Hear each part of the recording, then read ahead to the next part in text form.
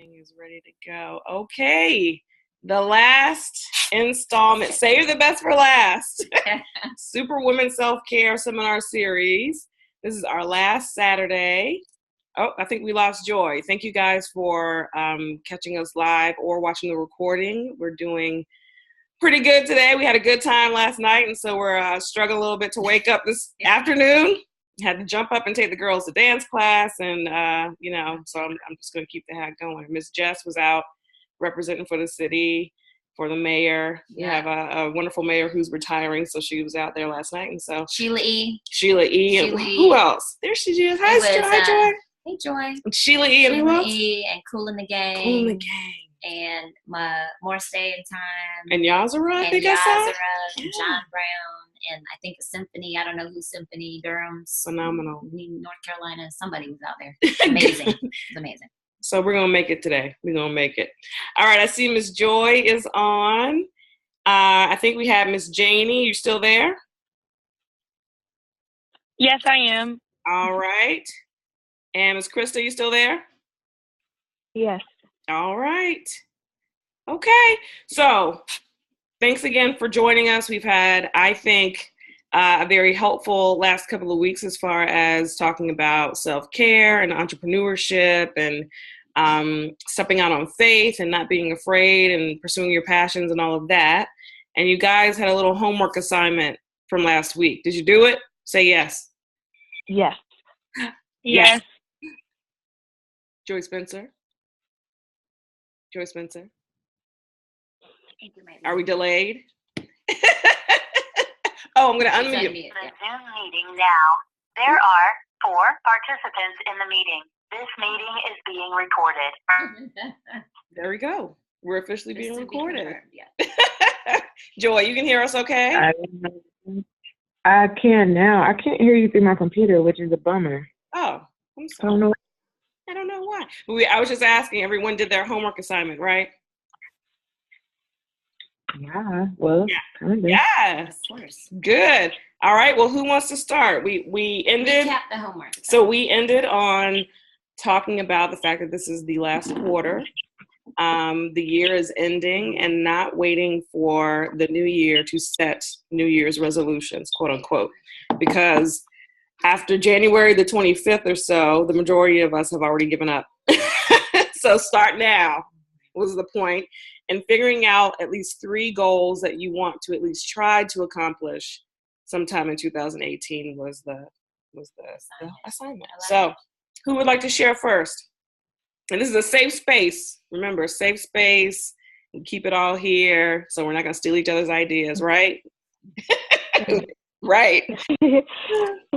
Who would like to share? This is Chris. Okay. Yeah, I would like to share. Go ahead. So the first thing is I would like to have more quick sell products on my Etsy page. Mm-hmm.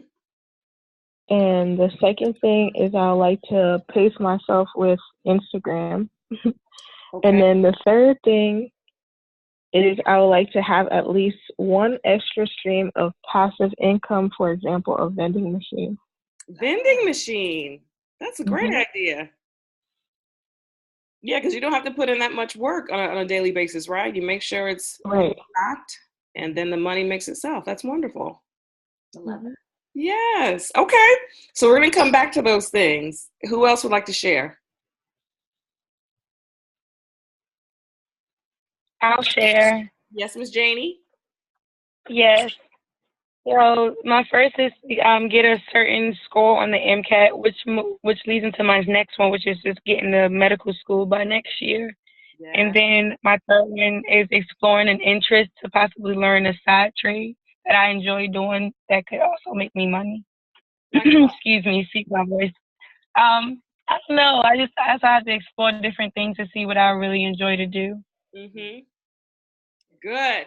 So yes, in Jesus' name, we've been working towards this goal of, getting your numbers up and application together, and showing them. Unfortunately, getting into school and all these things that we have to do, we have to prove that we have certain numbers, and numbers don't really represent people. And so, Janie being such a phenomenal person, we're trying to play the game so that she can get through that application process, and we're going to believe that that's going to happen. So we'll keep your goals and we'll keep pushing, right?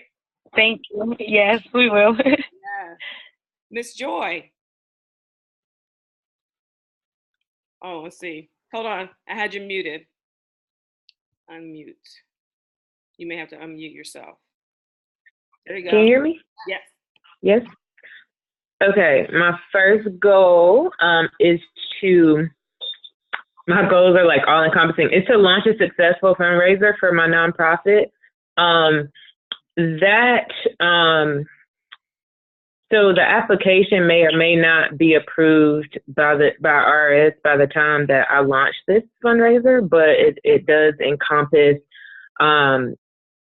the phase where I've finished the application and am awaiting my status as a 501c3, but definitely want to launch a successful fundraiser for my nonprofit.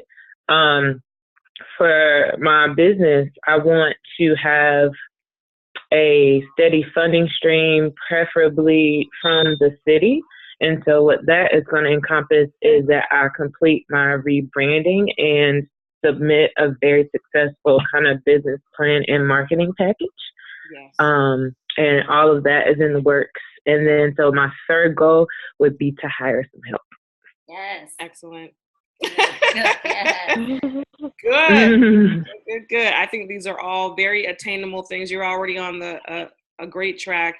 If nothing else, the amount of networking and connections I think that I've seen you make, or I know that you have, particularly with the city, is going to benefit you greatly. So perfect. Kudos. Hopefully.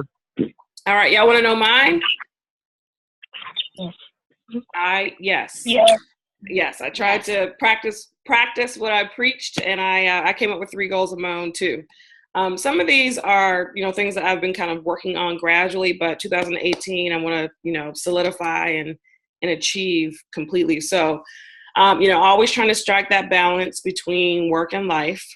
So trying to be, trying to practice what I preach, and, I'm all about this Superwoman complex ministry. So what I'm trying to do 2018, what I plan to do is adjust my schedule more in clinic so that I, number one, have more time to relax and more time to, gather myself and practice self-care, but also to have time to do more stuff like this. So, this stuff has become a passion and a love of mine, but it's also become a second, third, and fourth job.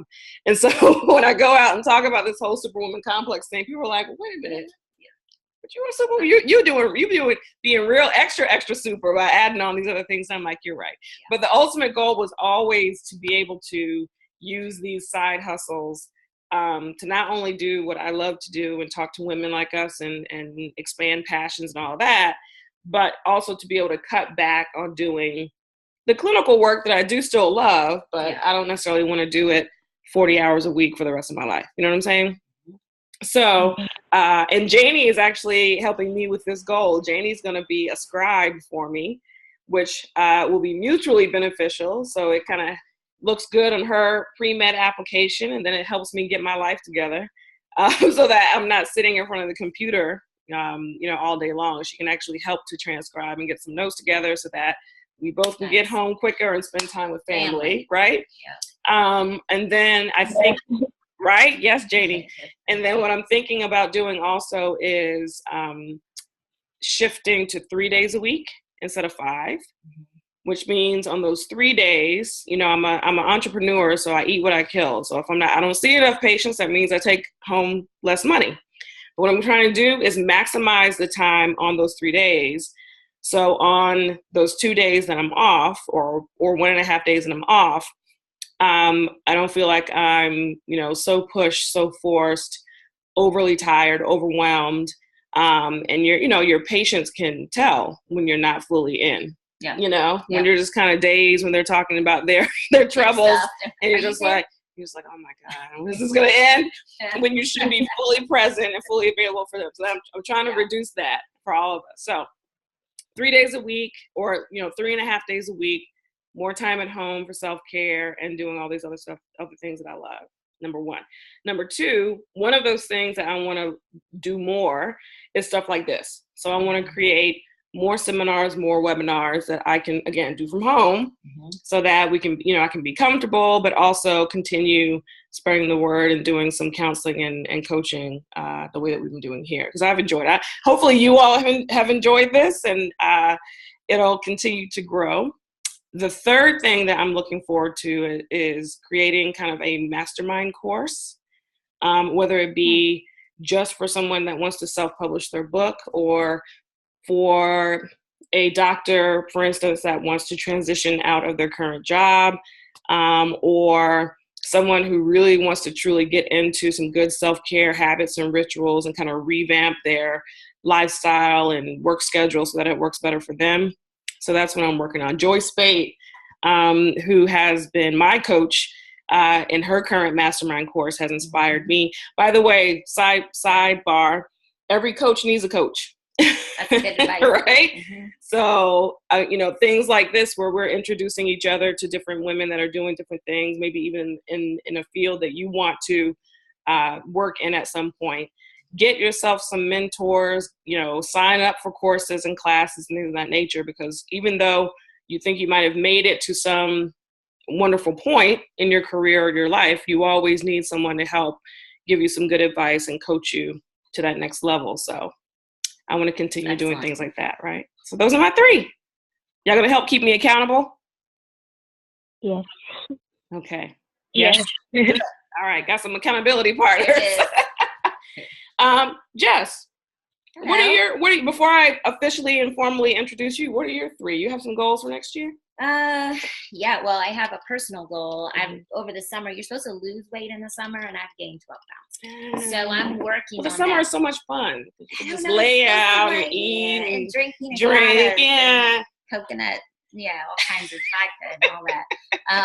I am planning I'm working, as started today, actually. And this is not an endorsement of any kind, but I am going to physician sort of informed weight loss to give me like weekly accountability, which is, and really that's what it is. It's dietitian consulting. Because my issue is, I'm addicted to carbs. So I have a hard time with all of that stuff. Yeah, girl.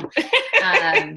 And if I don't have a plan, I can't actually work through the process. So I really need somebody to tell me what it looks like and how long and the whole process, because left to my own devices over the summer, you gain 12 pounds. So I'm working on that. And my goal is to get there by December the 22nd, because I have a special guest coming into town. So I would like to have that gone. And I am on several boards of directors. And so I'm actually, one of my goals for 2018 is to drop a few of those boards with grace and love, so that I can, as you said, spend a little more time on some other things that I'm passionate about, because I've given them a lot of time. And so it's time to just sort of refocus. So those are two major things. And then I'm always just about loving up on my people and my friends and just doing more of that. So it's very important. That's good. That's good. So hold me accountable to those 12 pounds, but really I can do that. But hold me accountable to these boards, because I have a hard time saying no. I'm a yes person. And so to step off of something is not easy for me. I hear you. Yeah. I hear you. Well, again, officially, this is Miss Jesica Averhart, who is our Save the Best for Last guest for our seminar series. So she and I have really just recently become acquainted. I mean, I think I've definitely heard of her, knew she was around, knew she was running things in the city. But my friend Cicely Mitchell was like, you need to like sit and know her, because I feel like you all would get along well. We're on the same path, with, this area in particular, Durham, is chock full of beautiful, smart, intelligent, minority women entrepreneurs. And so I also think, do a great job of supporting one another and each other's endeavors. So Cicely was like, you need to link up with her, period. Since then, she said that to me about you too. So so since then I've been obsessed. I've been following her everywhere. we end up in the same places. Like, dinner. Hey. That's right. But what I think is phenomenal about you, is the fact that you are a single mom of a wonderful gentleman and doing a wonderful job with raising him. I've met him once or twice, right? I think so, yeah. But just hearing about him and knowing what he's doing, I know you're doing a wonderful job with motherhood, and then all these boards that she's on, particularly the Leadership Triangle. She's one of the co-founders of Black Wall Street Homecoming, and so I'm going to have her tell you about that. But I just like the way that she is moving and shaking and networking and supporting. And so I wanted her to come and talk to us specifically about the importance of leadership, women supporting women, and tell us more about her. Where do I look on here? Huh? I'm stressed. Where do I Either look? way. Am I supposed to look here? Yeah, that's the camera. Sorry, the camera of Joy's beautiful face, so we can look at each other. Okay. There's a lot going on our side, and I'm like, do I look at the little people? Am I looking at myself? What am I doing? Okay. It's all good. Whatever you want to do. Okay, cool. So, what's your background? Oh, yeah. Loaded question, a little bit. That was on purpose. Yeah. I actually started right out of college as a financial analyst for General Electric. And took that job because it was the job to take, right? Right out of school, you're making a big salary, a lot of stock options. And so I did that for a little while. I got married after a few months and asked my husband, can you support us both because I hate this job? I know I'm not meant to be here. I knew it very quickly that corporate America was not my shtick, right? So he agreed, good man. And I went to the nonprofit sector pretty quickly. Which most people do when they leave corporate. They try to do something in the community. Yeah, they end up doing sort of similar corporate work, like corporate style work, but then they do it for the good of others or service. So I left and started working for the Girl Scouts.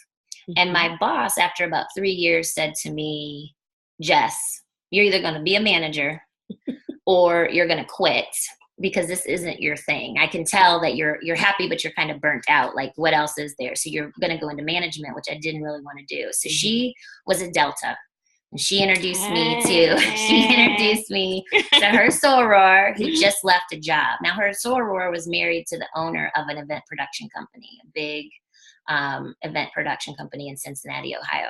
And she said they are married and they can't work together as a married couple. So she left. She went to corporate, and I ended up interviewing and getting that job. So I was a producer for HBCU football classics and basketball all-star games in Ohio. So we rotated between Cincinnati and Cleveland and worked for the Bengals, the Browns, and the Cavs. That sounds like for fun. Many years. Yeah, girl, it was a blast. I mean, first of all, you're doing HBCU football games. Right. So, like, you get to see the bands. Right. You're hanging out with, like, all of the alum. Right. It was a lot of high energy. It's like this weekend, right? Only you're sort of in charge of production. Right. So, had a really good time doing that and moved to North Carolina, partially for two reasons. One, because Cincinnati tends to be a little bit segregated. We didn't want to raise our child there. So we made a decision to move pretty quickly within 6 months. And our marriage was on the rocks. And so we thought we would give ourselves a fresh start down in North Carolina to see if we could salvage that and keep our family together. So we moved in, I forget what year. My son was 3. He had just turned 3. We moved down here and loved the area. After a year, I loved the area. The first year, I would cry every time I would come back into the area because flying into North Carolina and seeing like lakes and grass. I was like, where are the skyscrapers? Where are the buildings? I used to fly into Cleveland. Like, there's like gritty, dirty city. None of that here. But after a year, I learned to appreciate that. So our marriage did not work. We were married for 12 years. Our marriage failed. We're great co-parents, which is one thing I'm very proud of. But it required me to figure it out and on my own.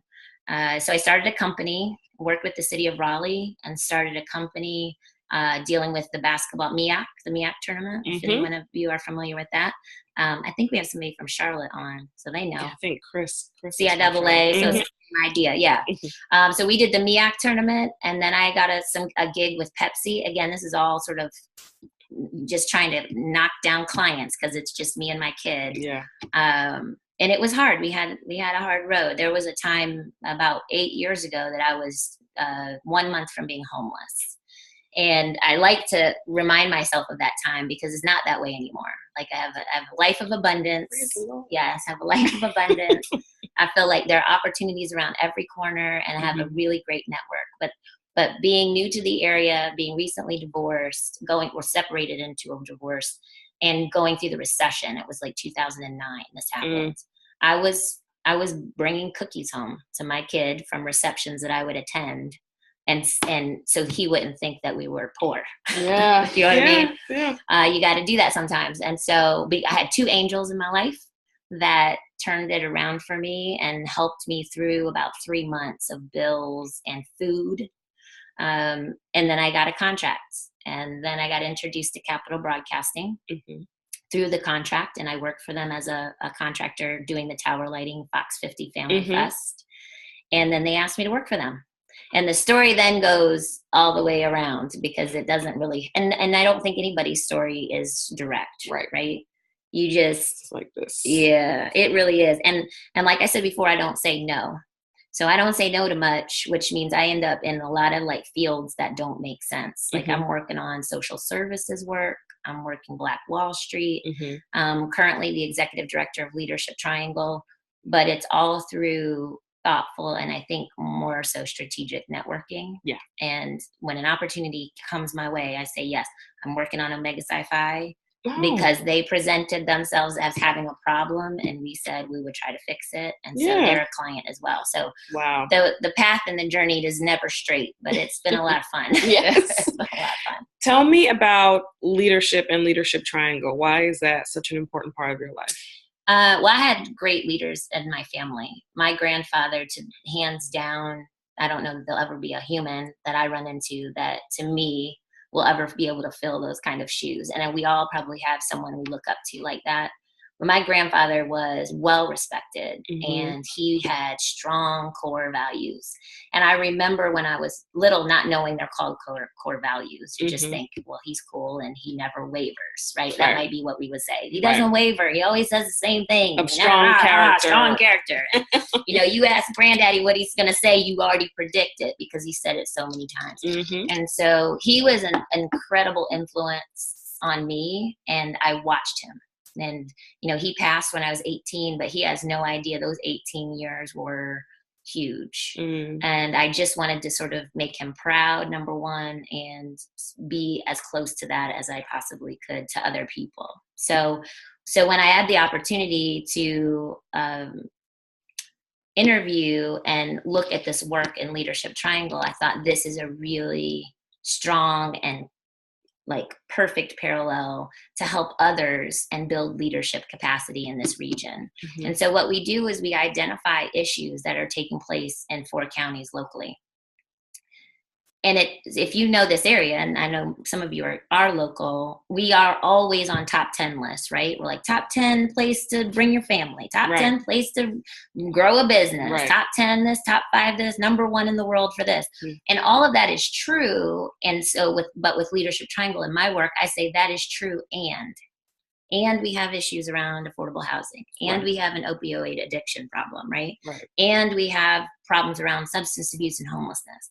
And so if we're going to be real leaders, we have to be able to take the veil off and not live in this world of perfection. And please come to North Carolina. It's perfect. It's not. It's like any other community. And there are pockets of our community that are struggling. There are pockets of our community that are doing very well, and oftentimes they don't intersect. And so with Leadership Triangle, my goal is to build leadership capacity by developing other leaders who are thinking about the full picture of this area. That way, when they get an opportunity to have a voice at the table, they can speak for other people or they can speak on issues and move the needle forward. There we go. I see Joy shaking her head ferociously. She's already in that. Because Joy has a nonprofit. Yes, in the name of Jesus. Joy, you currently work with what organization already?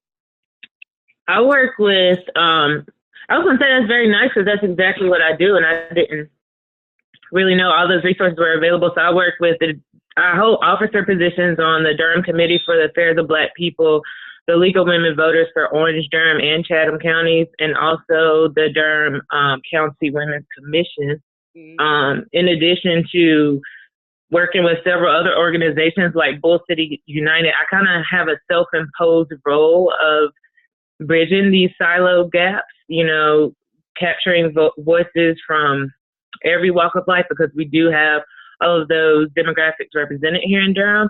So I kind of like am a self-imposed liaison. I'll go to McDougal Terrace and spend the morning, and then go to a Durham committee meeting and be able to relay those messages and say, well, if we really need to help people, these are the areas that have gaps. And so, you know, y'all weren't over there. Y'all need to come over there. Come talk to us. So Joy serves as my assistant for a lot of things, and she came with me to a recent speaking engagement for this group where this young lady who lives in Raleigh, and if you're not familiar with our area, you know, particularly in Durham is near and dear to our hearts. Like whether or not you were born here, as soon as you move here and you become engrossed in this culture and this community, Durham is where it's at. So and you're fiercely protective. And it's almost and yes, and like almost obsessively so for some of us, and very passionate. And I can imagine how other people might see us as obnoxious at times. So anyway, this young lady that we met at the speaking engagement, it was in RTP in the Triangle Park area, who lives, and she's out from like the outskirts of from one of the smaller counties, but lives and works in Raleigh. Okay. Had the nerve come out of her mouth to say in front of Joy Spencer, I don't come to Durham. And we were like, I was like, uh-oh. So it's like just hearing, so, you know, of course, you know, I'm business, and I was like, well, tell me why. And, you know, she's having a women's event in the New Year. So I was like, you're missing a huge audience. Like, women like me, us, we're waiting. You know, people are always looking for some empowerment type deals they can network. Joy went in. Let me tell you, respectfully. But she was like, it's just very, like both. To me, it was just because of the choice of words. Like, I would never do an event in Durham. It's so dangerous. I'm not getting shot and robbed. And it's just like, oh, I can tell you've never done anything productive in Durham. Number one. Number two, you will be in Durham because Durham is popping. Right. And when I see you come to my event, you will be welcome. Right. So I think it's important. You got to have that passion where you're from, but you also, for people who, you know, live in this area, live in whatever area you're in, you know, become knowledgeable about other parts. You know, you can't, just like Jess is saying, get the full picture of what North Carolina is or whatever area you're in, so that you can, number one, not offend people and make false statements, but number two, so, you know, what you're doing can be more impactful and more inclusive. And, you know, so I just wanted to shout Joy out for that, because I knew that you were speaking to her spirit when you were saying something like that. She was like, Yes. FYI, my personality test revealed that I'm a campaigner. And so if anybody goes back and looks at that, I told people from the first day that I worked with them, hey, I'm passion driven. I do what I love to do. And that's really, really true. Durham is a direct reflection of my community that I grew up in. So it's very much, I see myself, and I'm like, if I don't make a difference, you know, I can't talk. It's like people that don't vote but complain, right? I can't talk about it if I haven't tried to actually do something. And so I've successfully, literally for 8 months, I went to every community meeting that I could possibly fit into my schedule until I figured out which issues I wanted to stick around with and tackle and where I wanted to make a difference. And so that's very, very important to me, to help other people and to move people forward and to get facts and education out to people so that we can all, you know, especially in the development stage that we're in, we can all as a bubble kind of move up the wave, ride the wave, right? There you go. So she's already showing wonderful signs of being a leader, right? Amazing. So how does one become an effective leader, Jess? If we're listening to Joy and we're like, well, dang, she's ahead of the curve. Yeah. How does one become an effective leader? Yeah, well, first of all, you are ahead of the curve. Like, I might invite you to come speak to the class, because I love the fact that I would love to. Try to figure out what it is you're passionate about. People get paralyzed around their personal work. They don't know what their passion is. They don't know what their passion projects are going to be, right? And so rather than do anything, they don't do anything. So I love that you were like, no, I'm going to do something. I don't know what it is. I'm going to figure it out so that I can make sure that my values and my passions align with the work that's going on in my community. So amen to you. I love it. First of all, leadership is a word that if you look up, you'll find probably hundreds of thousands of different definitions. So rather than define it, I like to talk about the core qualities around leadership, that it is hard and it's inconvenient. So leadership is hard and inconvenient. And you can't turn it on and off. Like if you're going to, particularly if you're public, if you're in a public position, so like Doc Swiner is doing this, and this is content that will live on forever for people to watch, right? And she's on radio and she's on TV and she gets asked to like contribute her thoughts. That is leadership, right? Because, and it can be good or bad, but she is defining a leadership piece for others because they're going to be following her. And the same for me when I'm asked to sit on panels or have an opinion on something. People are going to hold me to a different standard. So leadership is hard, it's inconvenient, and you can't take breaks from it. Which I always say to people, look, it's not for everybody. Right. Not everybody is going to be an effective and powerful and empowering leader. And leadership is the ability to create other leaders.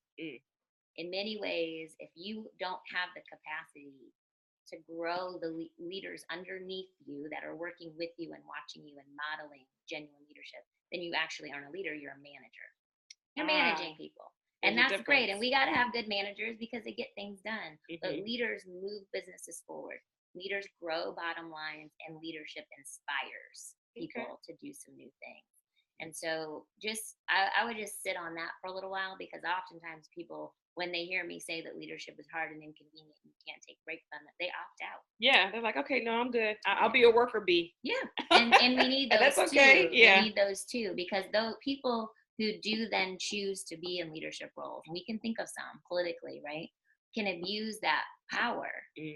And it can be very divisive, and it can be very abusive. And I'm not being specific. I'm not even talking about a president. I could be talking about anybody, right? I know I'm implying that I am, but we know leaders that are abusive in that role, and that's not true, genuine leadership. And so we have to be very careful when you take that mantle and carry it around and say that you want to be in that position, because people are watching and they're modeling. Yes.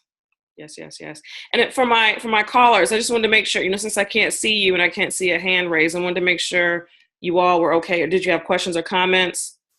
Just want to check in on you. I had a comment.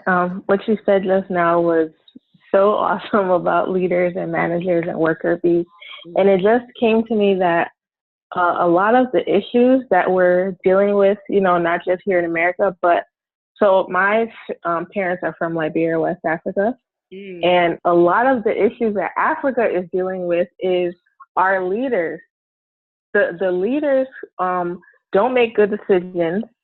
They do not lead. They do not inspire. They do not equip the citizens to help themselves.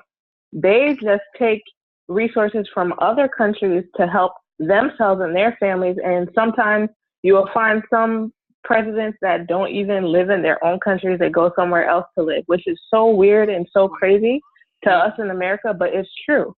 And it happens all the time. And so not being a good leader, or someone just being a manager when they're supposed to be a leader, when people are expecting you to be a leader, but then you're actually just being a manager, or you're just being corrupt, it can literally damage the lives of millions of people. It's destructive. Which we see every day. Yeah. Two things about that. One is, I like that you are talking about a president of a country, because oftentimes, there's no reason why we shouldn't think that our president or that type of position would be classified as leadership, but that's not true. So CEOs, executives, people with titles, that does not make you a leader. And we cannot fool ourselves in assuming, like my son asked me, you're asking me to do these things. He's asked me this once and we had a long conversation. He hasn't done it since, but he's like, you're asking me to do these things and be this certain way. And our president doesn't do that. Wow. Our president's not doing that. I mean, when he heard the thing about the assault with the woman, my son was just like, I don't even get this. Like, that's our leadership. And I was like, that's not leadership, first of all. He's in a position that we all assume is a leadership role, but that is not being filled by a leader. Right. So that's the first thing. Positions do not make you a leader. We all get that, but just don't get, blinded by that. Mm-hmm. The other thing is leaders tend to speak truth to power.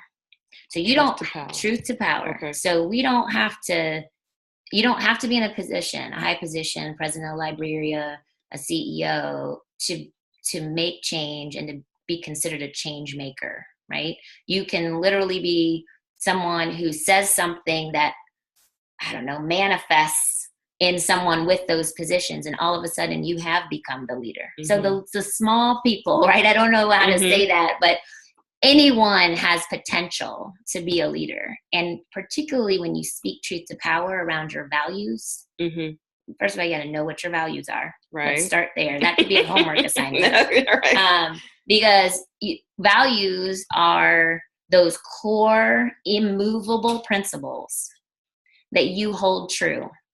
Oftentimes they do shift over life, right? Mm-hmm. So you have family, then your core value might change because it could be your family, right? Mm-hmm. Whereas before it wasn't your family, it was, I don't know, authenticity or something like that. Mm-hmm. So you have to understand what your core values are.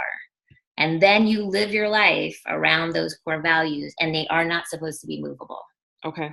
Right? So I can think of a lot of examples. I always tend to go to our president because I watch him move off of these things, right? He talks about race, he talks about equity, but when it gets tough, like in Charlottesville, he moved off the position. It was too hard for him, right? That's not core value. It took him how long to speak up? Yeah, we can say with evidence that those things that he proclaims when it's convenient are not actually core values because he moves off them quickly when it's tough. Yeah. So you have to think about that, and we can talk about him all day, but this is about us. Like, when does that happen for us? Mm-hmm. When someone challenges us around a certain issue and it gets a little hot in the room. And do we stay in there and fight, or do we slide to the right or slide to the left? Right. And we do that. Everybody does that. We're human. Mm-hmm. But know that that's not your core value then. Just know it, because if it was, you would have stood there and fought for it. Yes. Like joy.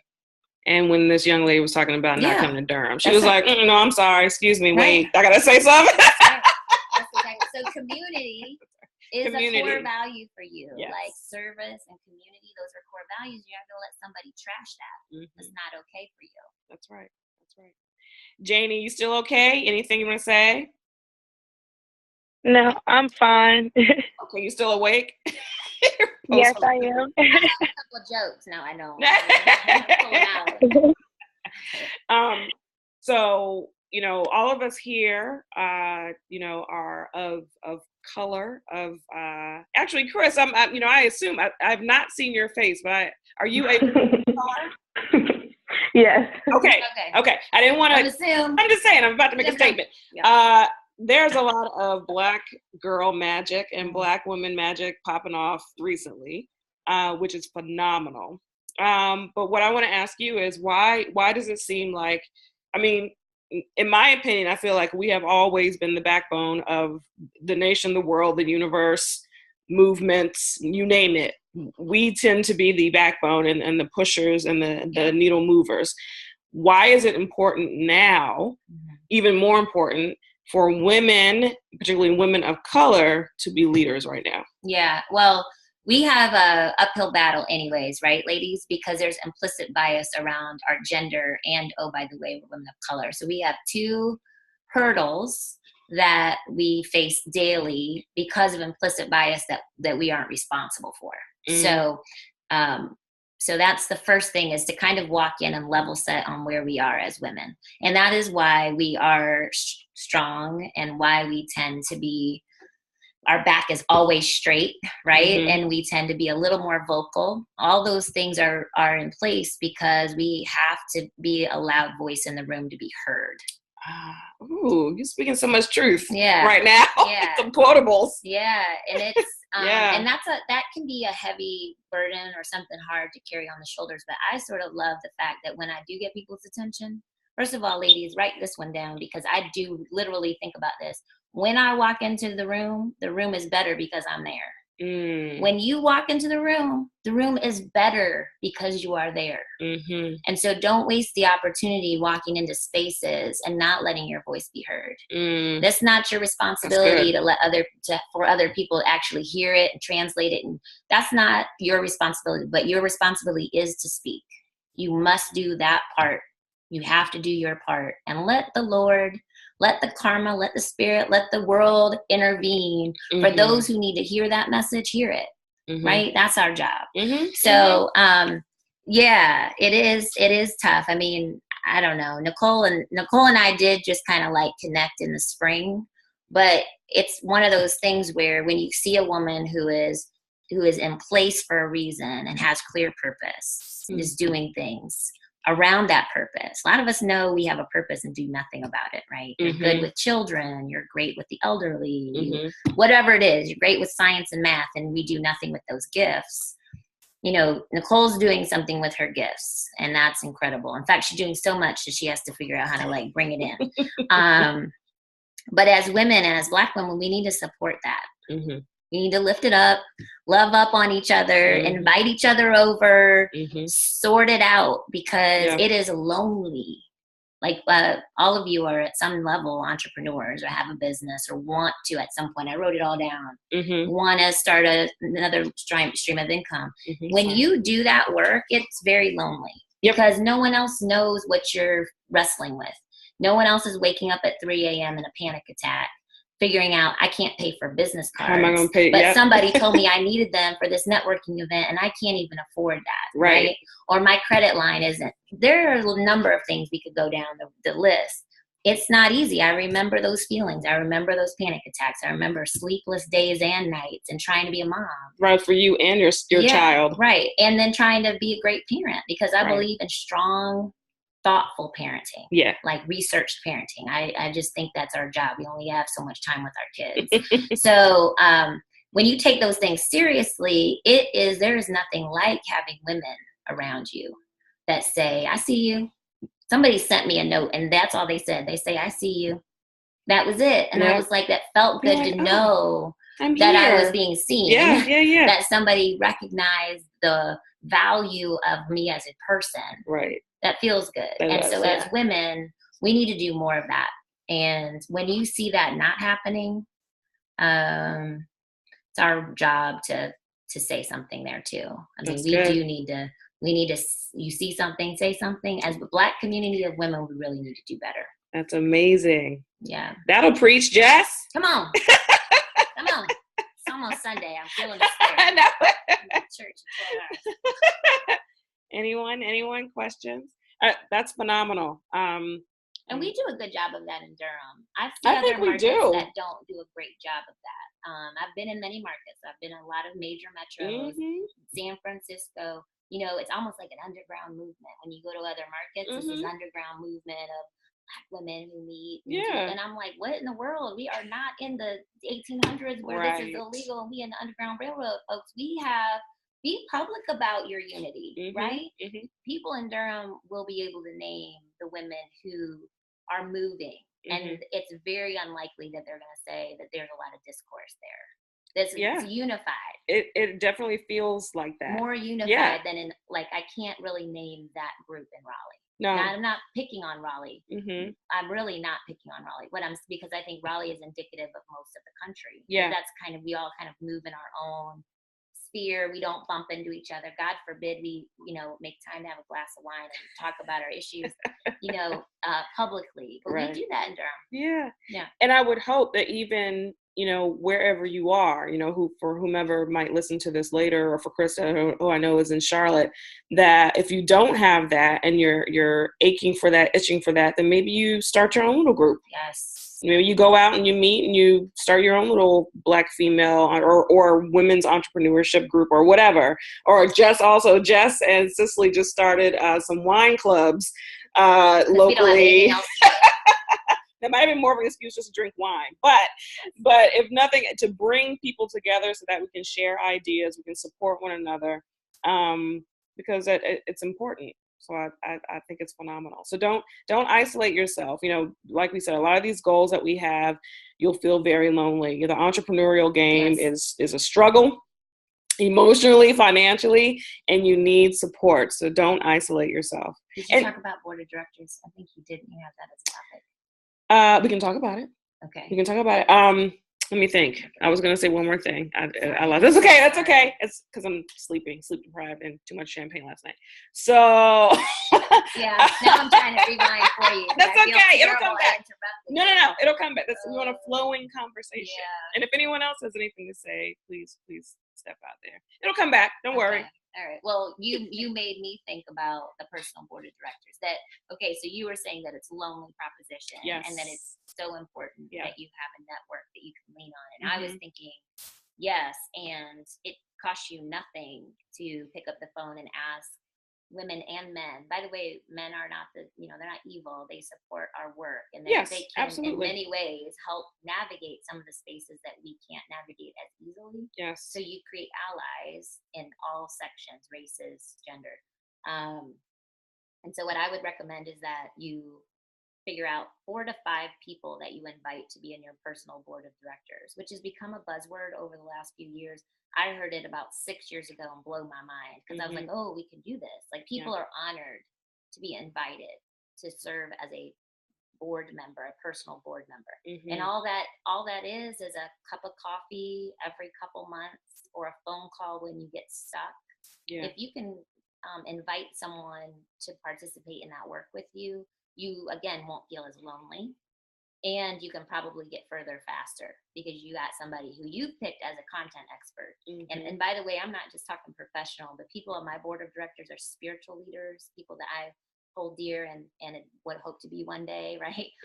Spiritually strong women who I admire, who I think are really classy and they are poised and they navigate this world and people respect them highly.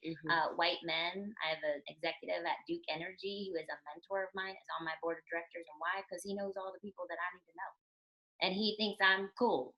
So he's willing to make introductions. So think about your board and make it diverse, right? Make it diverse in all ways, and in all ways, make it diverse, and use it. Because once you invite people to do this, don't say great and then never call them. Right. That's no good. And you got, hear their advice. They're like, oh, okay, I'm gonna keep it real. You ready? Here it is. And listen. That's a good idea. I need to do that. I think I kind of sort of have those people that I tend to rely on and ask advice on, but I want to make it official so they feel empowered to speak those things that need to be spoken about, where I'm going, what I'm doing, am I reaching the right audience, am I expressing my core values in the right way, so that's helpful. Good. All right, anyone questions? Because I could keep talking all day. I got another question for her, unless you have something you want to say. I see Miss Joy still there. Okay. Self-care. Yay! Leadership. To bring it back. I should have started with that. No, I want to get all this other stuff in too. So leadership and entrepreneurship and motherhood and all this stuff. When do you find time for self-care? Yeah. Do you? Yes, I do. And people ask me this. Yeah. They do. They are confused by my life. Because it always seems on Facebook. So we all know we have a Facebook brand, right? A Facebook life, a real life. And my Facebook life looks hectic and complicated and confusing to people because I'm always in different things. But yes, self-care is important. And it'll be different for every woman. I love a good day at the Umstead. I like to get massage, all the sort of the basic things. But here's the thing I treasure the most is a Saturday morning then I brew my own coffee. I grind the beans. And I love the ritual of that. So I will get up in the morning. I won't have any music on. I'll put my blinds up. I grind my coffee. I let it brew. I smell the coffee. These are simple treasures to me. And I sit in my house in silence. And I'll go through, it could be I read a book. I'll go through the mail. Just whatever is handy. Yeah. You know, sometimes I'll do my to-do list. I've got one next to me. I'm always writing what I'm thinking. So I write notes down. That's so therapeutic to me. It costs me no money except for the coffee beans and just the time. But for me, to your point, time is a virtue. Like, I don't have a lot of it. And so if I can sit in quiet space and just have some reflection time, that is like, I could put money on that. That's phenomenal. And then, you know, you do spend money on some of the other stuff, right? Like massage and pedicures and manicures, which I'm in desperate need of. But spending time with my friends, I like to curate events at my home because I like to be around people for a little bit of time, and then I need you to leave. So I can be quiet again. I can be quiet. I am, you all know your personality types. Like, I'm an outgoing introvert. Yeah. So I can only do it for so long. And I love it. I get energy around creating the moment, having people over, having a wine event, having a party. And then you'll see me either I'll disappear. Me too. If you think I leave. Or I get in a one-on-one conversation, but group stuff. And then kind of slump in the corner. And you like kind that. of like, and then you're like, goodbye. I hope everybody had a great time, which makes me feel good to be able to create moments for people. Yeah. But then I got to check out. So yep. I guess the answer there is know yourself. Yeah. What do you need? Right. And then do it. If it's meditation, if it's some yoga, I like to try all kinds of new things. You'll see me. I'm a little ADHD when it comes to experiences. I like to try everything. Yeah. So somebody gives me like, girl, somebody said to me the other day, girl, you need to order the purple pillow off of online. And I said, the purple pillow? They were like, oh yeah, it helps with your all day because you're sitting all day. I was like, oh, okay. I'm online trying to order a purple pillow. I don't even know what it does. But I was like, that sounds fun. I'll try it too, I don't know, girl. So anyways, yeah, I know. My new self-care thing. Have you seen what I've been like? What treatments I've been going to do recently? Who knows about yoni steaming? Ooh, yoni steaming. Yeah, Joey's shaking her head. What is it? Janie Kristen. I do. I go to Megan. You've gone to Megan too. That's Yeah. I want to go. The yoni is what you can imagine. It's your private area. It's the vagine. And it steams it. So steaming the yoni. I'm out of the picture over here because I am just. Okay. So the first time I heard about it was on, don't judge me, Real Housewives of Atlanta. Yeah. They went to this Asian inspired spa where literally they were sitting on these pots covered with, linens, and it almost looked like a tent, like your head is out, your head and neck is out, but you're fully covered and you're sitting on this pot of steam and herbs and you're steaming the area. The vagine. So I was like, what in the world? These ladies are crazy. Went and did some research, and around that same time, a local lady here by the name of Simply Megan came up with her own yoni steaming practice where it's in her home. So she's kind of blocked off this quiet space in her home. It's draped, it's sanitary, she's very, very hygienic, is very like hyper about cleansing and making sure everything is clean. But essentially you go in and she has fancied a steaming chair out of like hospital, like mobile commodes. And so you sit on the commode. The commode part, the toilet is removed and is replaced by one of those huge, like cauldron-looking pots that she boils different herbal blends for you on. So you walk in, she's like, "Hey, girl!" So she has the incense and the sage, and she's on the stove. One of those things? What are those called? What? You know the things. You put the thing, and people go and they smoke. Like hookah? Hookah. No. It's like yoni and hookah. Although I'm sure she'd be like, "Hey, whatever you feel like you need to do." But she's like, "Okay, well, what herbal blend do you want today?" And so she has different mixes of whatever, whether you're just there for relaxation or you're there apparently for fibroids or fertility or bad cramps, whatever. You pick your blend. She mixes it up in the pot. You sit and relax. You get a little warm neck pillow, a little tea. She has a little special made tea. And you sit on the pot and you let it steam and get warm. And it's like, you can decide on how many minutes you want to sit there. But literally, I'm like this after about 15 minutes. Like, it's so relaxing because it's just warmth. So you got your warm tea, your neck pillow, warmth from below, and you're just like, oh Lord.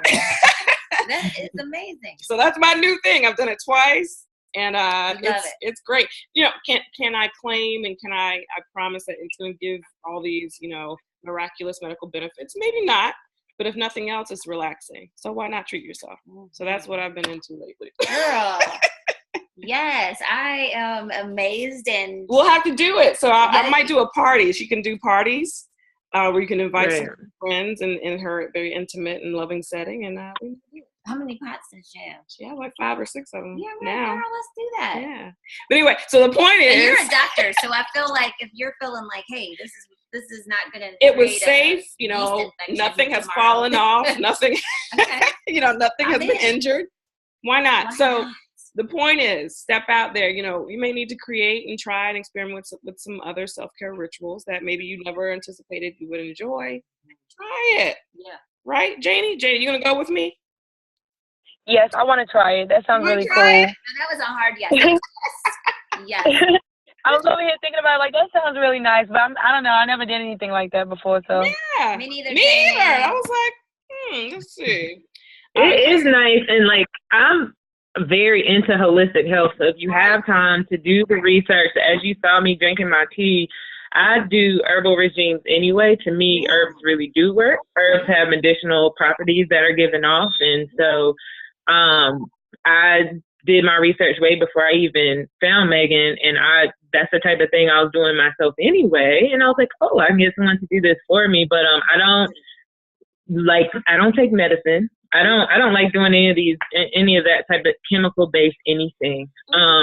And so if you have time to look up medicinal properties of herbs, do it.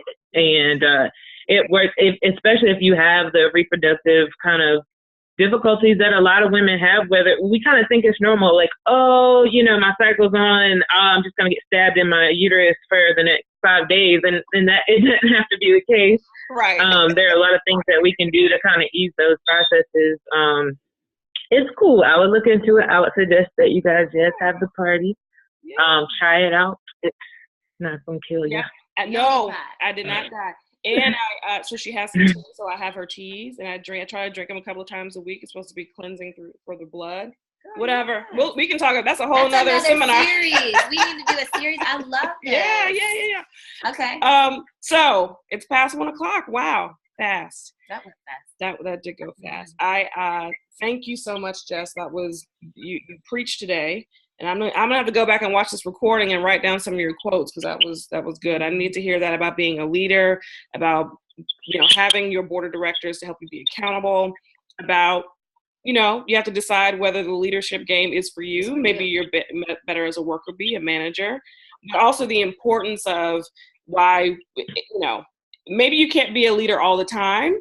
But there are these times like now when women need to step out in the forefront and speak their minds and be vocal because the world needs us and we are of value and have valuable things to contribute. So, you know, you may not feel like doing it all the time and every day and in every room, but there should be those times when we need to do that for ourselves. So thank you. You're welcome. Thanks for the invite. Yes. Jessica. Lasting words of wisdom, or your last word of wisdom for the ladies? First of all, congratulations. You all are on your happy hustle, and I love it. And stay happy about it because nobody likes somebody who's fussy about their side gig or their like business. Real like, gig, yeah. Be happy about the work you're doing. If not, don't do it. Do something else. Yeah. And remember that when you walk into a room, the room is better because you're there. It's phenomenal. That's it. You have lifted my spirit. You have lifted mine. And all of you all. I see joy. I see, what are these? Phone for everybody else. But thank y'all for taking your morning to listen to me talk. Yes. And so you all, you please connect if you have any questions or you want to reach out and connect with Miss Jess, please. Yeah. It's safe to say that people can reach out to you on social media. Yeah, for sure. LinkedIn. LinkedIn is probably the best because I'm not really good with Instagram. That's just the truth. And then my email address is my first initial. So it's J Averhart, Averhart @gmail. So if you want to email me, yes, I would love it. Perfect. Did you have something that you wanted to give away? Oh yeah, what am I giving away? You want to do a giveaway? Giving a book away. Oh. The 5-second rule, which you all just, if you don't win this book, please just get it anyways because it will change your life. And then what was the other one I'm giving away? It's a Brene Brown book on vulnerability. It's her new book, and I can't remember the title of it. But Brene Brown and the 5-second rule are very different. Okay, so Brene talks about vulnerability and authenticity, and she forces you into uncomfortable spaces as a woman, which is awesome. And the 5-second rule, just get your act together. Okay, 5-second rule is if you are in business, stop procrastinating. Like if you are a mother, if you're in any part of your life, this 5-second rule can kick in and change your life. Like in that day you read the book. So okay. I'm happy to give either copy, like whichever one somebody is interested in or is feeding their soul at this time. How do we do it? Yeah, what do you want to do? You want them to like post what the other ladies usually have done. Let's do that. Is they've created maybe their favorite quote from today's lesson. Okay. Hashtagging Doc Swiner and let's see. What do you want to do? Joy, what should we do? Help me. And if we do it on Twitter, I like the theme that Doc Ben used, which would be in the realm of highlighting maybe one of your favorite leaders. Okay. So now that we've talked a lot about leaders today. Highlight one of your favorite leaders and like what their quote, like a favorite quote or something. I guess how they've influenced how you do your work or how you view leadership or maybe how you act as a leader. And I mean, this person could be Michelle Obama or this person could be your mom. It doesn't have to be someone, but I know we all have people that we look up to. I used to look up to Living Single because they had an actress there that looked like me. And that was the only show that I could find. And so, just who has inspired your leadership, I guess. Excellent. In the way that you are a leader. Okay. And I would say do that and tag me, Doc Swiner, and tag Jess. Are you Jess Averhart or Jessica? Jess Averhart. With one S. With one S on social media, and we'll find it. And I will say do it by Monday. We'll choose the winner and hook you up with those books. I like that. Yes? Yeah, right on. Excellent. I love it. Excellent. And I don't know if anyone did Doc Bentu's giveaway. So make sure that we follow up with that. I'm sure it's not too late. I know she gave us I did one. You did it? Yeah, Jane? I did one. Did anyone else do it? Chris, did you do it? No, I didn't. Okay. Well, Janie might be the winner. We'll have to check. What did we can extend it. Huh? We can extend it so more people can do it, but I did Missy Elliott. She gave us that. So we'll go back and look at it and make sure that y'all are connected as long as you were the first one to do it. But we'll double check. Okay. There's one in my head, but I didn't post it. Put it on there. All right. Thank you guys so much. I'm sorry to keep you longer, but thank you guys so much for being with us for this this kickoff crazy idea that I had to do this October series. I've enjoyed it. I hope that you have, and we didn't bore you to tears. And I hope that you took some things away and you made some connections. You all stay connected with one another, with me, with us, so that we can continue to support you and what you want to do and help keep everybody accountable for their self-care and work-life balance endeavors. I would like to offer you, the chance to reach out to me. I want, a free one-on-one consultation. I do some consultations for like I mentioned before, for folks who either want to publish or folks that want to transition their careers or in social media, being more effective on social media. But whatever your issue, if you email me or reach out to me by next Friday, then I will give you a free 30-minute one-on-one consultation so that we can sit down and just try to figure out what your next steps are and whatever. Do I count? Do I get to do that? Of course. Okay, well, I'm going to see you anyway. Okay. So, but even for my folks out here listening, And so, you know, I want us to be more fulfilled, more satisfied, more on our happy hustle, like you mentioned, for the next year. So I'm going to support you in whatever way I can. Okay? Okay. Okay. Janie, go take a nap before the game. Yes. I'm about to go head to the tailgate. Yes. Have fun and be safe. Okay? Stay in touch. Thank you. All right. Okay. Bye. Thank you so much. Bye.